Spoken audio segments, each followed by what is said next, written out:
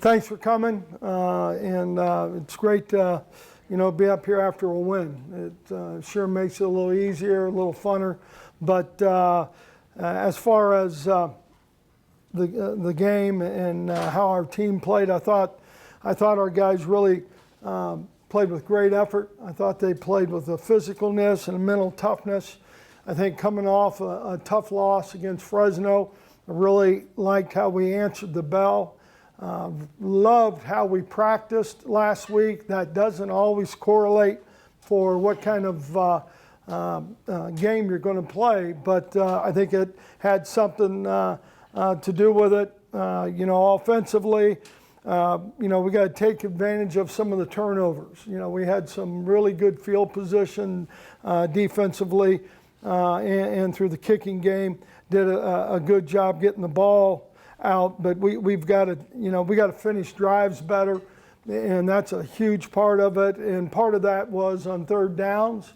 I think we were 4-14, and we got to be better. Our consistency in the run game was disappointing, and that's something that, as you all know, when we run the ball well, we play pretty good football. And the thing that I was most impressed with, though, offensively was the end of the game. The last 4 minutes, or I think it was 5 minutes, that they possessed the ball, got first downs, 5 first downs in a row, and really did a great job. And it was great to have your offense on the field at the end of the game. So really thought the guys did a great job when we needed to. I think obviously we all know we need to have a little better execution, and we're working on that, and we'll do that.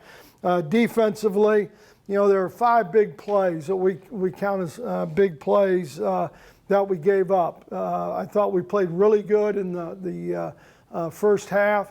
The second half we didn't play as well, and I would say you always got to give the opponent a little credit, but at the same time, we gave 3 big pass plays up and then 2 runs.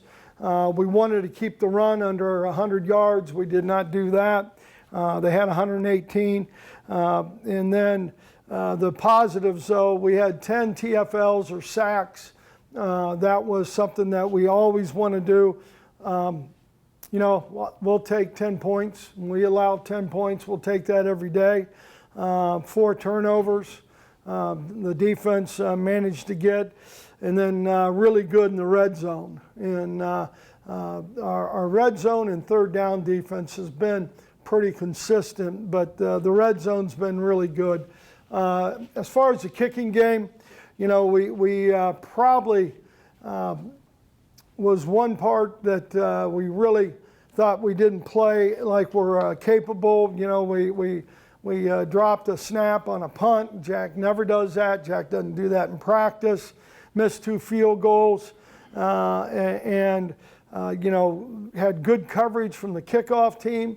And I think that team's been a strong unit for us. And then, Jack dropped the 1 punt, but Jack also did a nice job of punting the football. So, he was a little off on some field goals, obviously, and we got a lot of faith in him, though. So your scoring offense has been a problem all year, but especially the last 3 home games, you haven't scored more than 17. Now you're playing a team that only gives up 16. So how do you change that coming into this game? Well, we want to execute better. That's first and foremost every time. If in all 11 executing, I think we all got to, whether it's offensively, defense, or the kicking game for that matter, we all have to execute better. Take advantage of what's there, right? And instead of field goals or kicking field goals, like to make the field goals, but at the same time, we'd rather have touchdowns, and we got to work ourselves into the end zone. You might be playing one of the best defensive lines in the country. They're 4th in sacks, 6th in TFLs. you had been doing a good job in sacks, but you gave up 6 against UNLV. So how do you make sure you don't duplicate that? Well, yeah. I mean, we got to take a lot of pride in, and I do think it's the best defensive line in our league. I think they do a nice job when you're watching them attacking the line of scrimmage and coming off, and they'll be very talented. And we just got to do our job. We got to keep improving. I think the guys up front, we only had 2 penalties, and I think that was something that that we got better, and we got to just keep getting better.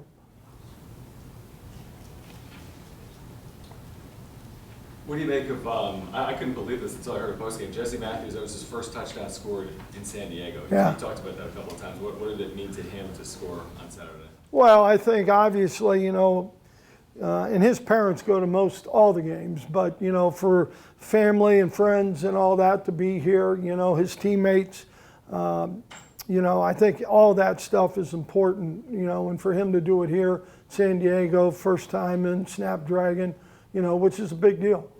What can you say just about his patience and really the receivers in general? I mean, the first 5 or 6 games, they weren't getting the football obviously the way they wanted to, but they have here over the last 3 or 4. What can you say about that group and the patience? Yeah, I would start, with Jesse and Tyrell. I mean, both those guys have played a lot of snaps throughout their career, whether it was here. They practiced a lot of football. They played a lot of football. Really, their maturity, in handling a stretch where maybe they weren't getting the ball as much as they'd want to, and that's frustrating, but they went out and did the dirty work that they have to do and getting to the second level and blocking for the runs. And then I think, they were patient enough. Their quality and their character of both of those guys have been phenomenal. And then, Shaw's kind of come on. Makai's done a nice job. I think Mark Redmond, has done a nice job, and he's gotten better. There were some, you like for him to catch a couple of those contested balls, but I think he's improved. And then does Jalen benefit from having had the relationship with some of these receivers from a year ago? Because he's just kind of stepped in, and it feels like they've had this rapport that's lasted a long time. Yeah, John, I don't know if it was that or just what they've done, because of the timing and how we practice and how Ryan's done with him and, with Coop. I think how that whole thing has come together. Kind of to that point, Brady, since early October, the passing offense has completely changed. It's gotten a lot better. I think a lot of people want to point to Jalen, but how important has Ryan been in the change in the passing offense? Well, I think Ryan's, because of his experiences, and when you've been there and done it, I think you can really, guys tend to listen, and I think Ryan's been a big part of it. I think that relationship, I think, when you watch the interaction during practice, through the different drills, I think that's a big part of it. You guys played some really tough games against San Jose State. I think double overtime a year ago, a loss year before that. What makes them challenging? Why you guys always seemingly playing really tight games? I think and Brent's done a really good job, and they're a very physical football team. And from the offensive line to what they do up front defensively and their linebackers, I think it's, again, both of us in the state of California, I think that's huge. You guys have given up a lot more points in the second half, and especially the fourth quarter than the first half. What have you done to kind of identify why that is, and what can you do? Yeah, well, I would refer probably to last week. I think red zone defense were like second in the country. And so that's a big plus. I think I would kind of point to some of the big plays. We've given up some big plays, which I'd have to go back and look at it, Kirk, but I don't think we probably gave up as many big plays as we have. Usually you guys are probably pretty physically fit, especially compared to most opponents. Is there anything with that you've been getting tired more in the fourth quarter? I don't think so. I don't think it's that. I do know, from the front perspective defensively, you lost 4 guys who they may have played 7 or 8 plays a game, but that was taking 7 or 8 plays off of Cam or off of Jonah or off of Keyshawn. So, we did have more experienced, older, more physically and mentally mature guys that we could go in and out with. This past game, it seems like more plays are being made by guys in the secondary. What have you seen in their improvement overall as a group, and then guys like Dallas Brady? Yeah, I think number one, the